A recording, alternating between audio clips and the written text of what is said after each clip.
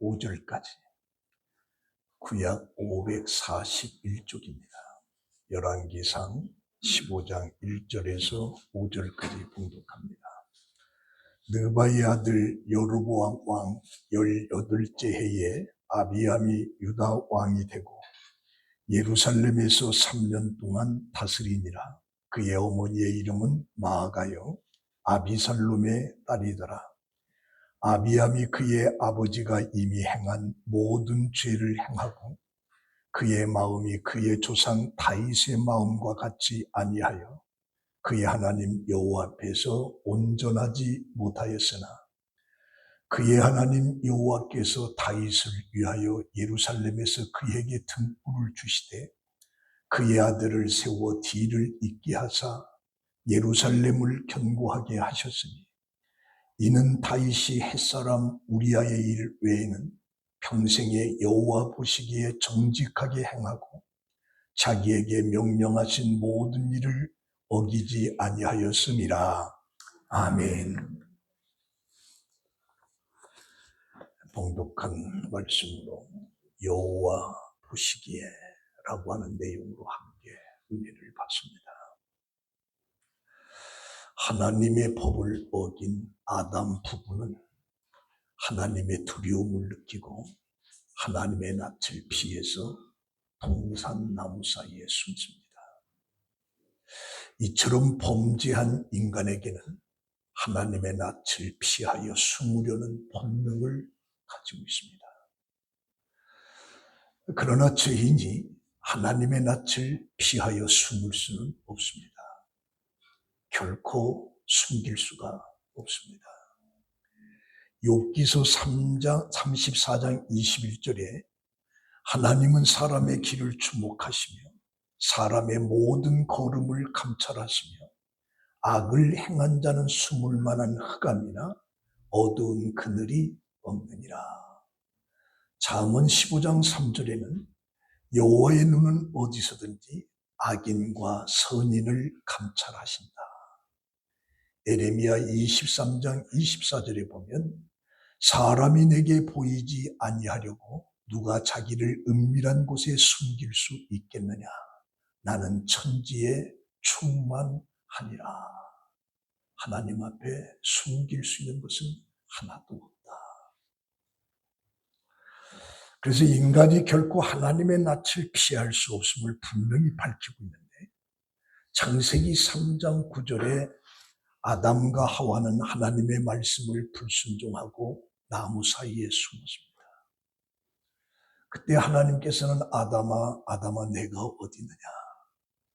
그때 아담은 두려워서 숨었나이다. 그러자 하나님께서 내가 내게 먹지 말라 명한 그 나무의 열매를 내가 먹었느냐. 하나님이 주셔서 나와 함께한 여자가 먹으라고 해서 내가 먹었습니다. 하와에게 또 물었을 때 뱀이 먹으라고 그래서 먹었습니다.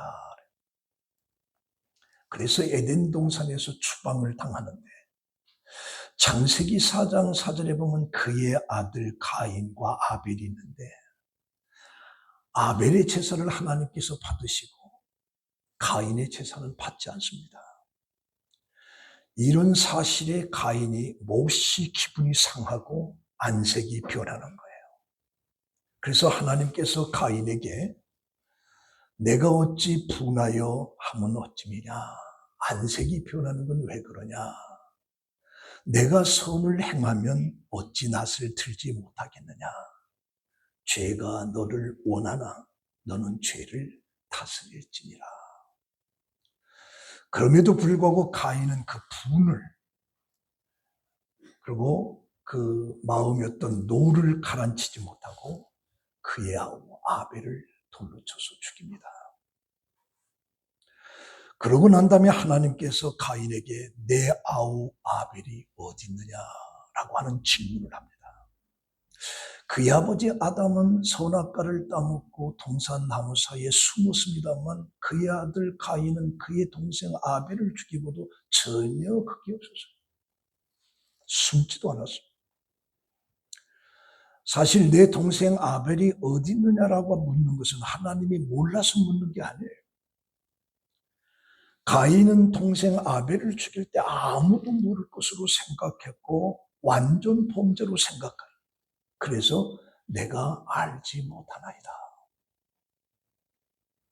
더 나아가서 내가 내 아우를 지키는 자입니까? 그래서 하나님을 속이고 거짓말까지 하는 엄청난 죄를 가인이 범하게 됩니다. 그러나 하나님은 다 아시는 거예요. 내가 어디 있느냐라고 묻는 것은 그의 실존입니다.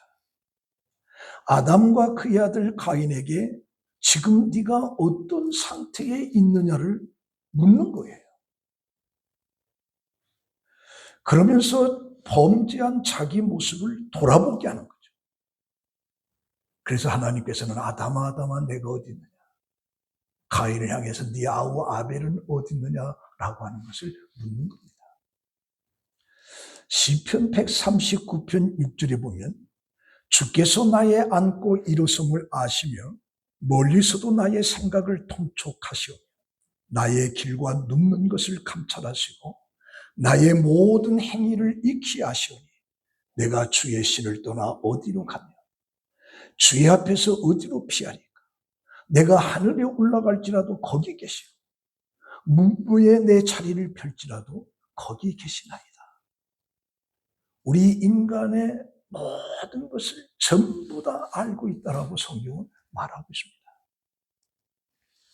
그런데 하나님이 모든 것을 보신다라고 하는 것을 인정하지 않는 것은 하나님에 대한 부정입니다.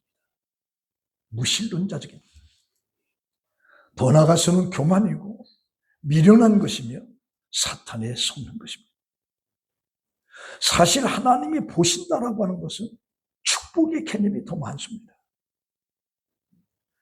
내가 얼마나 고통 속에서 하나님을 갈망하는지 하나님이 보신다. 그 어려운 상황 속에서 내가 정직하게 살려고 몸부림치는 것을 하나님이 보신다. 이것은 축복입니다. 오늘 이 본문 속에 1절에 아비암이 유다 왕이 되고 예루살렘에서 3년 동안을 다스렸다. 그리고 3절에 보면 아비암이 그의 아버지가 이미 행한 모든 죄를 행하고 그의 마음이 그의 조상 다윗의 마음과 같지 아니하며 그의 하나님 여호와 앞에서 온전하지 못하였다. 아비암은 솔로몬의 손자입니다. 솔로몬의 아들 르호보암, 르호보암의 아들이 아비암이에요. 근데 그의 조상 다윗의 마음과 같이 안 했다. 하나님 앞에 온전하지 못했다. 그런데 11절에 보면 아사가 그의 조상 다윗과 같이 여호와 보시기에 정직하게 행하여 하나님 보시기에 정직하게 행했다. 그리고 열왕기하 22장 2절에 보면 요시야가 하나님 보시기에 정직하게 행하여 그의 조상 다윗의 모든 길로 행하고 좌우로 치우치지 아니했다.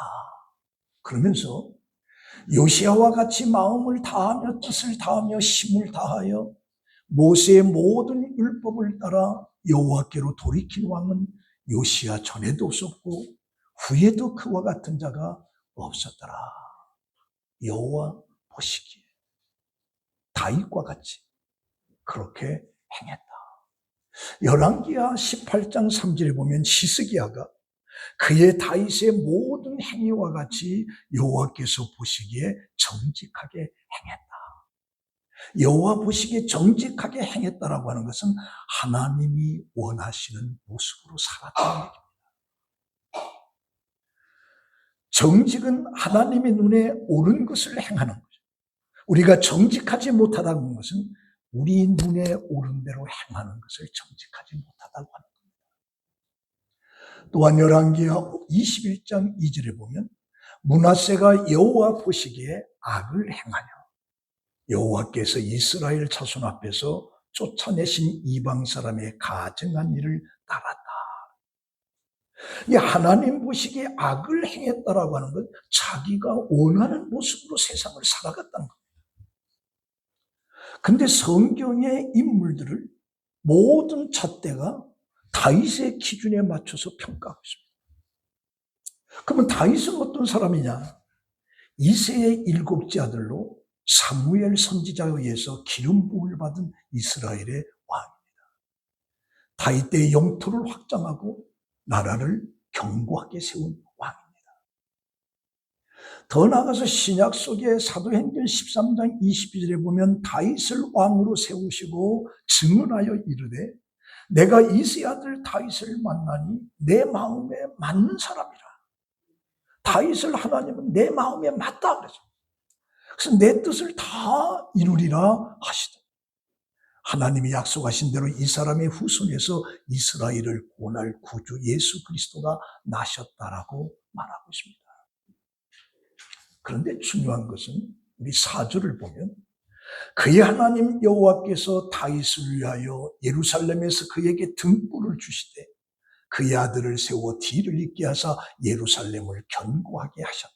다윗을 위해서 왕권이 계속 이어지면서 다윗의 자손 속에 만왕의 왕이신 예수 그리스도의 탄생까지도 이야기하고 있습니다. 그런데 5절에 보니까 이는 다윗이 햇사람 우리아의 일 외에는 평생에 여호와 보시기에 정직하게 행하고 자기에게 명령하신 모든 일을 어기지 아니했다. 여기 햇사람 우리아의 일 외에는 사실 다윗의 인생을 돌이켜볼 때 심각한 범죄를 저질렀던 것이 다윗입니다. 그는 남편이 있는 여인 밧세바와 간음을 하고 그 간음을 완전 범죄로 하기 위해서 그의 남편 우리아를 전쟁터 제일 앞에 나가서 상대의 정에게 죽게끔 만듭니다. 완전 범죄를 통한 거예요. 이런 다윗에게 평생의 여호와 보시기에 정직하게 행하고 자기에게 명령하신 모든 일을 어기지 아니했다라고 이렇게 평가하고 있어요. 이런 엄청난 죄를 범했는데도 불구하고 평생에 자기에게 명하신 모든 일을 어기지 아니했다. 그렇게 평가내리고 있어요. 이 말씀은 부정적이 아니고 도리어 다윗이 승리한 인생이었다고 아름다운 삶을 살았다고 칭찬해주는 뉘앙스가 있습니다. 사실 다윗은 범죄를 지르고 이 죄로 인해서 사람들에게 받아야 될 아픔을 엄청나게 받으면서 살아가죠. 그에게는 하나님을 섬긴다고 공언하던 자기 자신이 그토록 파렴치한 짓을 저질렀다는 사실에 견딜 수가 없는 마음의 아픔을 가지고 다윗은 일생을 살아갔습니다. 이런 심각한 죄를 범하게 되면 사람들은 대부분 두 가지 길을 선택하는데 한 가지는 합리화를 시킵니다. 그럴 수밖에 없었다라고 하는 합리화를 시킵니다. 또 하나는 죄책감을 감당하지 못해서 자포자기의 길을 걸어가면서 가룟 유다처럼 자살의 길을 걷게 됩니다. 그런데 다윗은 전혀 다른 길을 택하였습니다. 그는 하나님 앞에 무릎을 꿇고 자복하면서 회개했습니다. 다윗은 범죄한 자기 자신을 더 낮추면서 하나님을 의식하면서 더 경건한 삶을 살려고 노력했던 것이 바로 다윗의 모습입니다. 그의 아들 압살롬이 반란을 일으켜서 그 아들의 칼을 피해서 신을 신지 못한 채 예루살렘을 등지고 도망을 가는 그 다윗. 하나님을 향해서 원망할 수도 있습니다. 그러나 내 아들이 나를 반란 일으켜서 나를 죽이려고 하는 것은 바로 내 죄로 말미암아 이렇게 됐다라고 회개하고 반성하면서 눈물을 흘리면서 예루살렘을 등지고 도망을 가는 다윗입니다.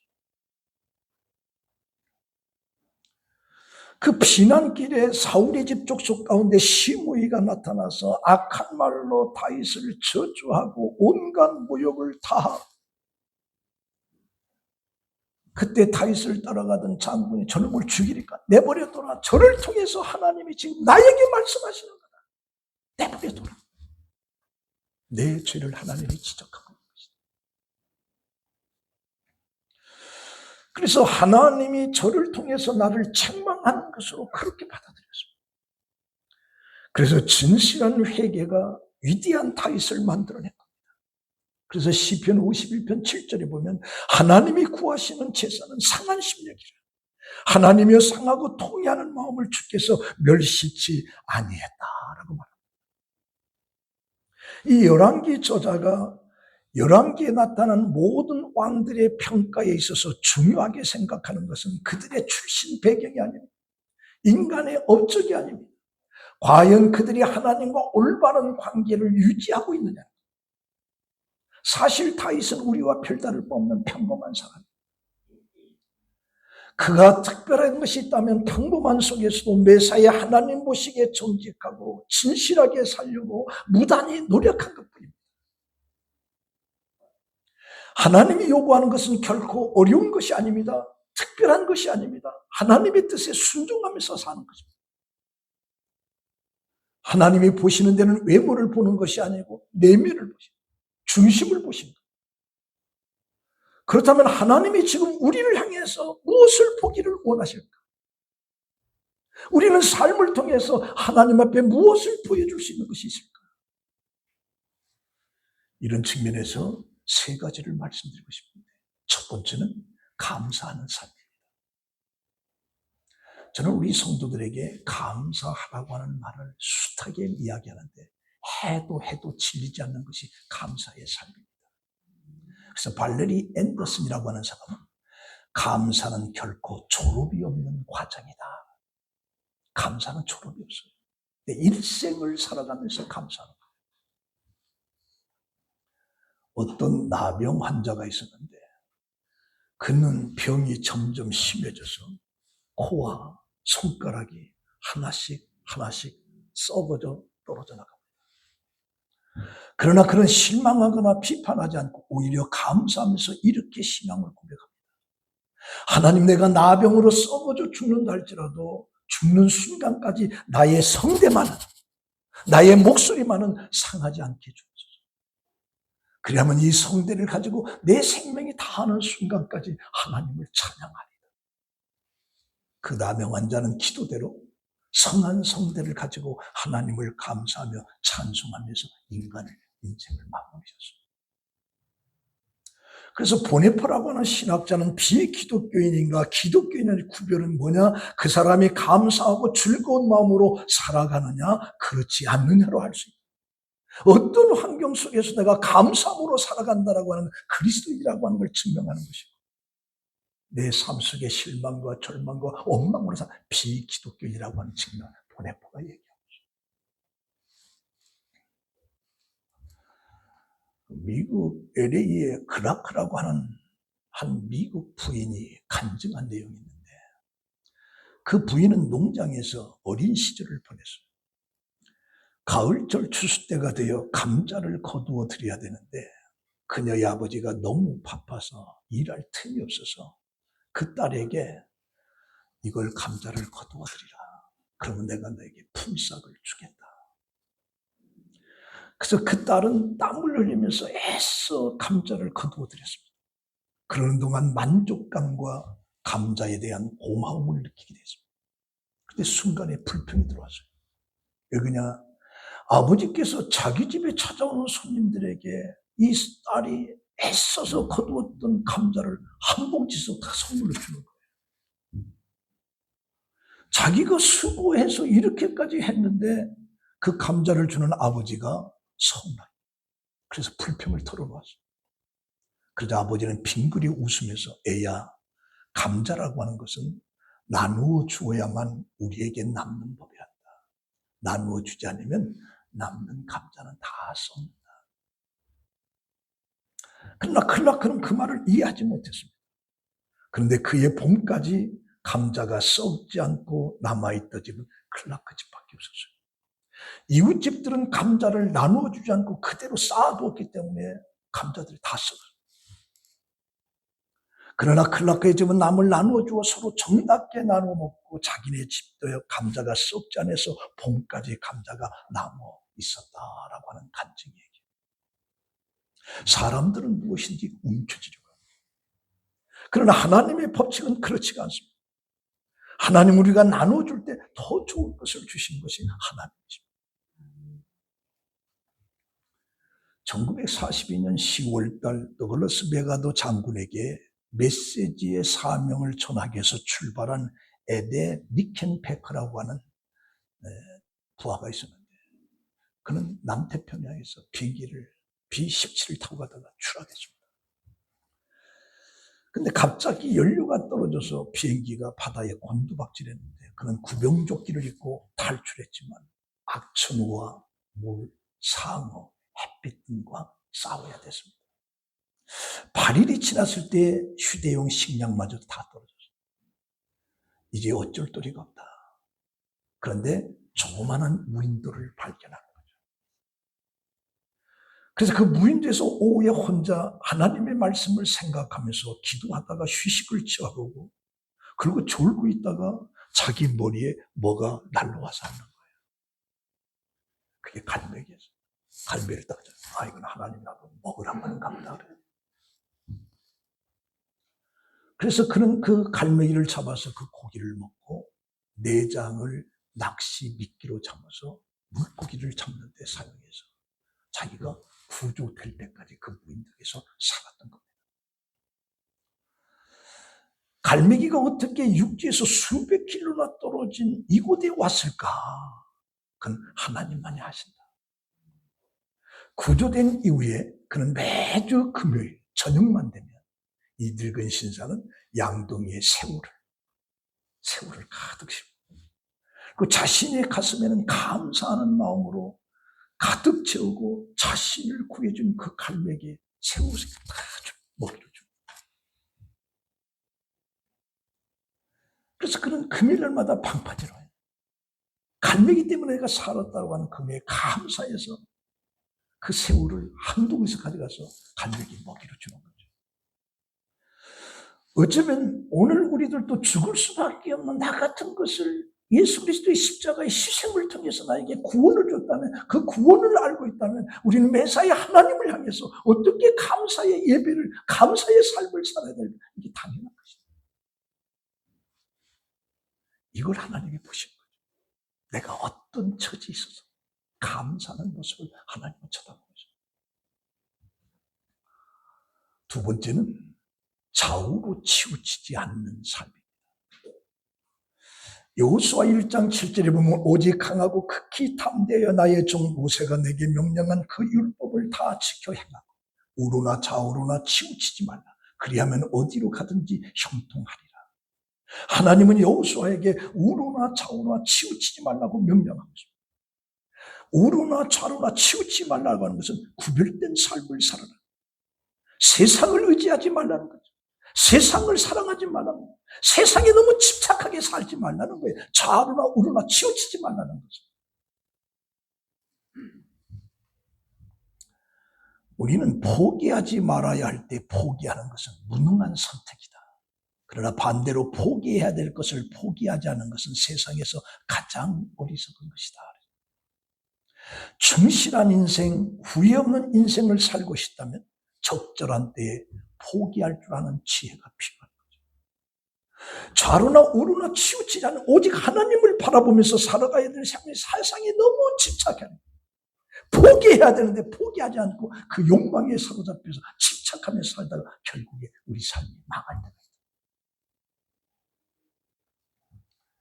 3명의 장사꾼이 바다를 건너서 황금이 있다라고 하는 것에 가서 10년 동안 열심히 일을 해서 이제 가방에 하나씩 황금을 싣고 자기 고향으로 가는 도중 고향으로 가는 뱃길에 올랐는데 그런데 불행하게도 그 배는 풍랑을 만나서 배가 뒤집어서 파손이 되는 거죠.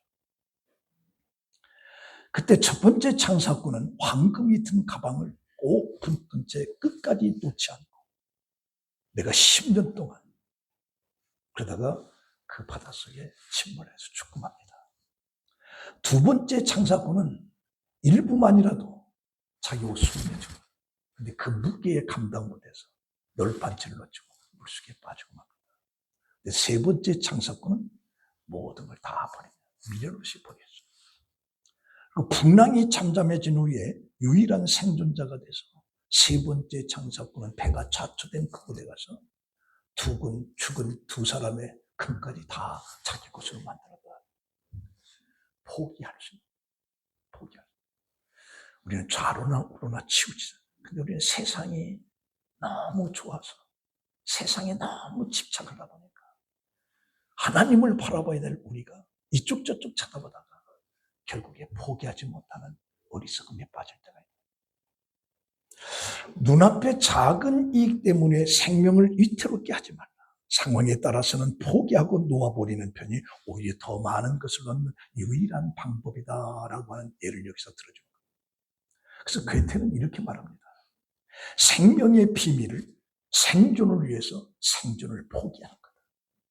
생존을 위해서 생존을 포기한다. 중국의 산문작가 루이탄이라고 하는 사람은 차에 탔으면 차에서 내릴 용기도 있어야 된다. 차를 탔으면 차에서 내릴 용기도 가지고 있어야 된다. 그래서 이 포기라고 하는 것은 융통성 있는 자각이며 미래까지 내다보는 지혜다.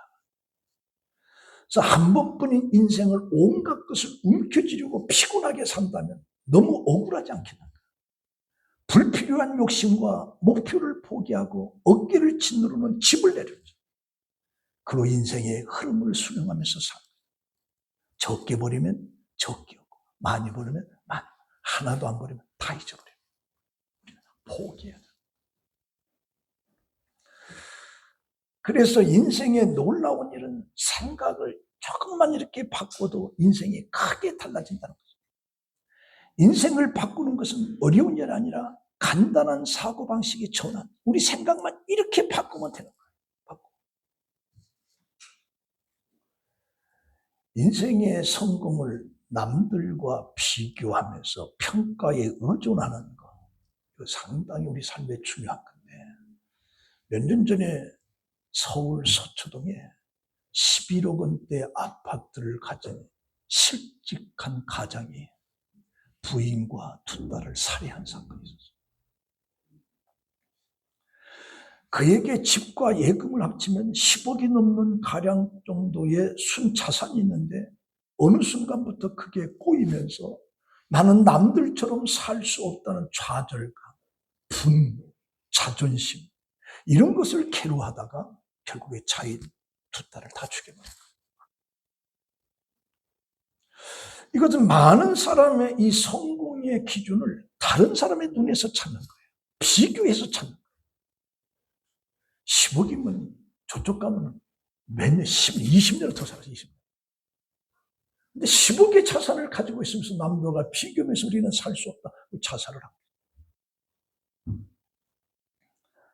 그래서 인생을 남에게 맡기면 남의 시선과 평가에 따라서 우리 인생이 흔들리게 됩니다. 그런 인생은 아무리 부유하고 아무리 권력이 많아도 불안정합니다. 우리 그리스도인들에게는 내 인생은 하나님 것입니다. 성공과 실패의 기준도 하나님 보시기에 포커스를 맞춥니다. 지금부터 남들 눈에 비치는 나를 보지 말고 하나님이 보시기에 나는 어떠한가 거기다 초점을 맞추면서 인생을 살아가는 거예요. 있는 자와 가진 자에다 비교하면 내 인생이 너무 초라한 거예요. 하나님이 보시기에 하나님에다가 맞추면서 살아요. 여러분들 세상을 살아가는데 되게 웃고 찡그리는, 여러분들 스스로 나는 웃는 얼굴인가 찌든거린 얼굴인가 한번 생각 좀 한번 해보세요. 자, 여러분들 자신을 나는 웃는 얼굴을 가지고 있다 하면 아멘. 찌든거리는 얼굴을 가지고 있다면 아멘. 우리 한 사람밖에 없네. 다. 영국 버진그룹의 리처드 브랜드 회장이 찡그리는 것보다 웃는데 비판하는 것보다 칭찬을 더 많이 하는데 시간을 쓰라. 웃음과 칭찬. 그 행동을 바꾸는 것보다 훨씬 쉬운 것이 바로 웃음. 웃음이 나오지 않으면 웃는 일을 하라는 거예요. 웃는 일을 하라. 비판하기 전에 칭찬부터 먼저 하라는 거죠. 그럼 내 주위에 사람들이 몰려. 내 주위에 왜 사람들이 오지 않느냐는 내 얼굴이 웃음이었다. 매사에 전부 다 비판한다. 그러나 칭찬하고 얼굴이 웃는 얼굴이면 사람들이 다 모여들게끔 되어 있습니다. 여러분들 주위에 사람들 많이 모이죠? 이건 또 아멘이 적네. 웃는다고 했는데 웃는 얼굴은 사람들이 보이게끔 돼 있어요. 웃음이 없는 얼굴은 사람이 보이지 않습니다. 여러분들 주위에 사람이 보이지 않는다면 여러분들 자신을 생각해요. 그래서 하나님이 우리를 보시는 것은 좌우로 치우친 세상적인 오직 하나님. 그러면서 우리는 남에게 웃는 얼굴로 칭찬. 그때 사람들이 보여요. 하나님이 이런 삶을 사는 거 우리를 보신다는 얘기죠. 보신다. 자, 마지막으로 화평케 하는 자의 삶입니다. 우리 교회 올표가 화평 있는 교회입니다. 이 화평 있게 사는 자라고 하는 것은 성경 언어로 에이레노 포이오스라고 하는 단어를 씁니다. 여기는 평화란 에이레라고 하는 단어와 그 다음에 포이에우라고 하는 만든다라고 하는 합성입니다. 근데 이 문자적 의미는 뭐냐? 화평을 만들어가는 자. 그래서 영어로 말하면 피스메이커, 만들어가는 자. 근데 이 평화는 기다리는 사람들에게, 소극적인 사람들에게는 절대로 할 수 없습니다. 평화를 내가 사랑하고 평화에 대해서 말하는 평화 예천자들을 의미하는 것이 아닙니다. 이 말은 평화를 위해서 능동적으로 행동하는 사람. 말하자면 적극적으로 평화를 만들어가는 사람을 말하는, 이건 소극적으로 그냥 가만히 앉아서 내게 평화가 오는 것을 기다리는 게 아니에요. 평화를 많이 말한다고 해서 되는 게 아니에요. 내가 능동적으로 만들어가는 거예요. 다시 말하면 평화를 만드는 사람이라고 하는 것은 평화를 이루기 위해서 자신에게 있을 어떤 어려움이나 불쾌감이나 고통을 감수하면서도 그 문제를 해결하기 위해서 적극적으로 나가는 자들을 말하는 겁니다. 어떤 고통도 기꺼이 받아들이면서 내 희생을 통해서 평화를 만드는 거예요. 예수님께서 산상수훈에 화평케 하는 자는 복이 있나니 하나님의 아들이라 일컬음을 받는다. 우리 그리스도인이 화평을 만들기 위해서 만들어 가야 돼. 내가 적극적으로 만들어 가야 돼. 내가 손해를 보고 고통을 당해도 평화를 만들어 가는 거예요. 이걸 하나님이 보신다. 이거. 메이어라고 하는 랍비 훌륭한 설교가 있습니다. 매주 금요일 밤이면 예배당에서 어김없이 설교를 하는데 몇백 명씩 몰려오는 거죠. 그리고 그의 설교를 듣는 거예요. 그들 가운데 메이어의 설교 듣기를 매우 좋아하는 여인이 하나 있었는데, 다른 여자들은 금요일 밤이 되면 그 다음 날이 안식일이기 때문에 안식일에 먹을 음식을 만드나 바빠서 메이어의 설교를 들으러 오지 않습니다. 근데 그 여자는 이 랍비의 설교를 들으러 금요일 날 온 거예요. 그 메이어는 긴 시간 동안 설교를 했고 그 여인은 그 설교에 만족한 마음을 가지면서 집으로 돌아왔는데, 집에 들어서자마자 남편이 덜컥 난리를 친 거예요. 내일이 안식일인데 오늘 음식을 장만하지 않고 어디를 그렇게 쏘다니냐라고 하면서 화를 내면서 물어보는 거예요. 도대체 어디를 갔다 온 거냐? 그러자 나는 에베소에서 메이어 랍비님의 설교를 듣고 오는 길입니다. 그러자 남편은 화를 더 나면서 큰 소리로 그 랍비의 얼굴에 침을 뱉지 않고는 내 집에 절대로 들어올 수가 없다고 아내를 쫓아버렸어요. 그래서 집에서 쫓겨난 그 아내는 할 수 없이 친구 집에서 머물면서 남편과 별거를 하게 된 거죠. 이 소문을 듣게 된 메이어는 자기가 설교가 너무 길었기 때문에 한 가정의 평화를 깨뜨렸다, 몹시 후회를 하고, 저도 이거 보고서 설교 길게 하면 안 되겠구나.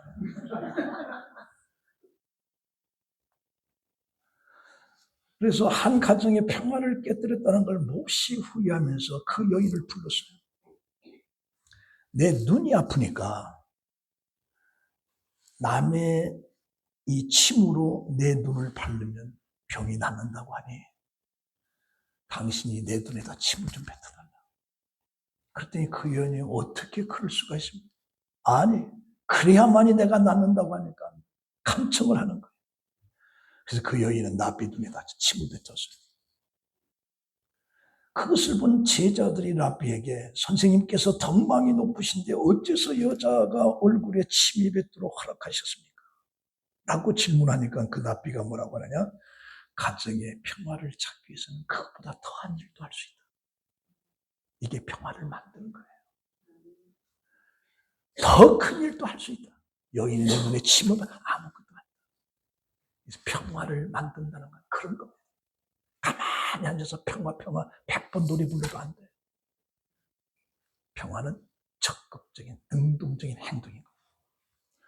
그래서 화평을 만드는 것은 그리스도의 삶의 의무인 겁니다. 바로 예수님은 그 십자가를 통해서 하나님과 우리 사이의 화평을, 예수 그리스도의 그 십자가의 그 고난을 통해서 원수됐던 하나님과 우리 사이에 그 담을 헐어서 우리를 하나로 만드신 거죠.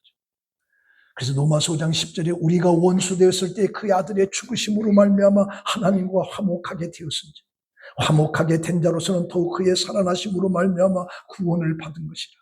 그뿐 아니라 이제 우리도 화목하게 하신 우리 주 예수 그리스도로 말미암아 하나님 안에서 또한 즐거워하느니라. 예수의 그 희생을 통해서 우리는 하나님 안에서 즐거움을 갖게 됩니다. 평화를 갖게 됩니다. 그래서 오늘 우리들의 삶을 향해서 평화의 삶을 사는지 그걸 하나님이 보신다는 거죠. 자, 오늘 이 말씀으로 결론 맺습니다. 어떤 목사님의 글에 재미있는 내용이 하나 있었는데, 나 대신 그렇게 해줄 수가 있니? 몇 년 전에 유행했던 얘기인데, 붕어빵 장사가 선수리에 한 개에 100원, 세 개에는 450원. 붕어빵이 한 개에 100원인데, 세 개면 얼마여야 돼요? 세 개면 얼마여야 돼? 근데 450원. 한 아이가 물어봤어. 아저씨, 한 개가 100원이면 세 개면 300원인데 왜 450원 달라고 그래요? 그랬더니 그가 하는 얘기가 뭐라고 하느냐. 한 개를 사먹는 사람은 너무 가난하기 때문에. 그리고 부자는 원래 붕어빵 하나에 150원이다.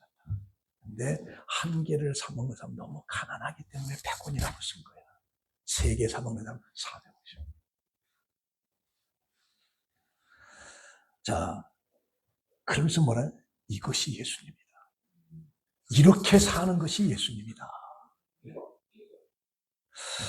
오늘 우리들의 삶을 하나님이 보시기에 정직히 행하여 그의 조상 다윗의 모든 길로 행하고 좌우로 치우치지 아니했다라고 하는 그 평가를 받는 그런 삶을 우리는 살아야 돼요. 하나님이 보시기에 그의 조상 다윗과 같은 길로 행하고 좌로나 우로나 치우치지 않았다라고 하는 그 평가를, 우리는 하나님 보시기에 악을 행했다라고 하는 그 평가를 받아서는 안 돼요. 하나님이 보시기에 정직하게 좌우로 치우치지 않아요. 그런 평가를 받는 여러분들의 삶이 되기를 예수의 이름으로 축원합니다. 기도하겠습니다. 하나님 감사합니다. 모든 것을 아시고 모든 것을 보시고 우리 내면의 마음까지도 다 보시는 하나님, 그 하나님 보시기에 정직하게 좌우로 치우치지 않아요. 세상에 집착하면서 살지 않아요. 하나님만을 바라보면서 살았다라고 하는 그 평가를 받으면서 삶을 살아가는 우리 성도들이 되게 하여 주시옵소서. 예수님의 이름으로 기도합니다. 아멘.